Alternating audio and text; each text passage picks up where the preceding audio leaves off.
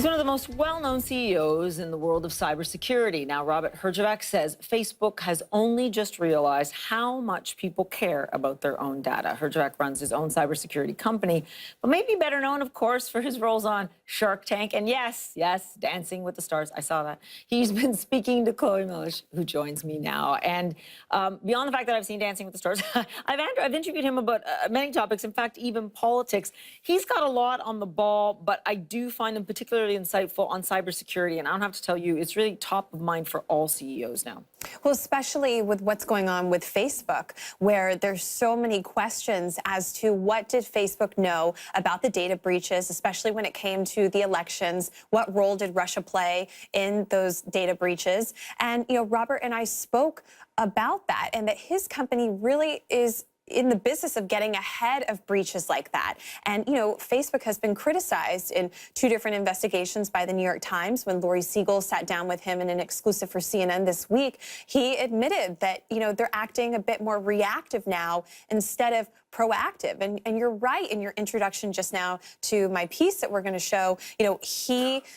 Facebook is under so much fire because I don't think they ever realized that people care so much about their data, and people are just now realizing that when they go on Facebook, they are the product. You're not just signing on Facebook to talk to your friends and your family and to share photos or to tweet a thought on Twitter, that these companies are making so much money off of your information. And just look at what happened with Cambridge Analytica. It's an important issue to be discussing.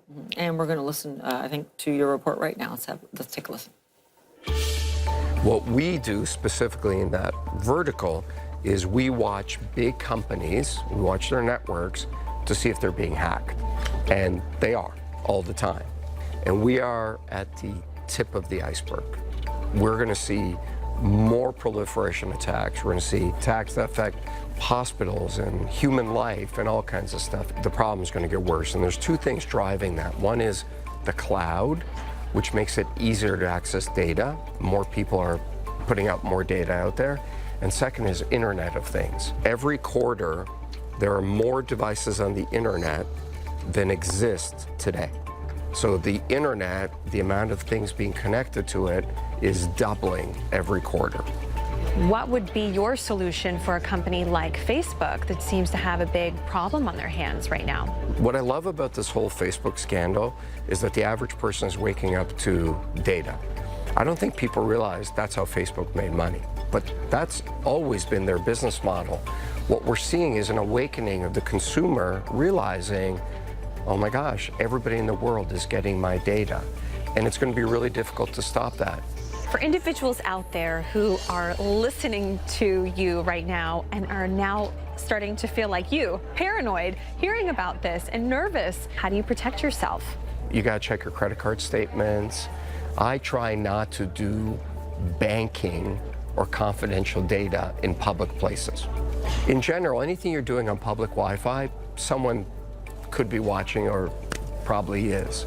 So I try not to do stuff like that, just very simple stuff. And I try to use credit cards that protect if I'm breached. And I'm very careful about my privacy.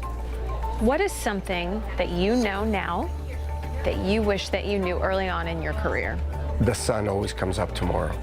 I believed that everything had to happen right now. I think now I realize, good or bad, the sun will shine tomorrow. We also talked about the fact that Facebook and Twitter, there's a big debate as to whether or not they should be considered publishing platforms. Should they be responsible for the hate speech, for the false information that some people put out there on those platforms? And he said that they should be responsible, but that they shouldn't be policing the fake news aspect of it. So he said that, if there is fake news out there, that they really shouldn't be responsible for moderating that. I will say Mark Zuckerberg did say earlier this week to Lori Siegel that there are over 2 billion users of Facebook, and that there's always going to be data breaches and people posting malicious content, and that it's very hard to moderate something like that. Yeah, and that debate will continue. Chloe, thanks so much for coming in. Have a great weekend. Appreciate it. And as we've been telling you, rough week for stock markets. After the break, one top analyst